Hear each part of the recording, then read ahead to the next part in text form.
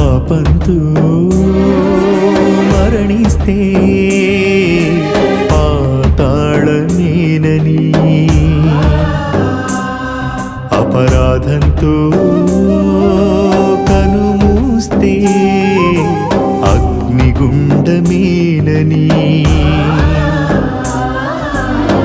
ప్రాణమిచ్చి పాపమంతా కడిగానుగా, వాక్యమిచ్చి హృదయ శుద్ధి చేశానుగా, పరిశుద్ధుడవై పరలోకం చూస్తావని, పరలోకం చేర్చుటకే వచ్చానుగా.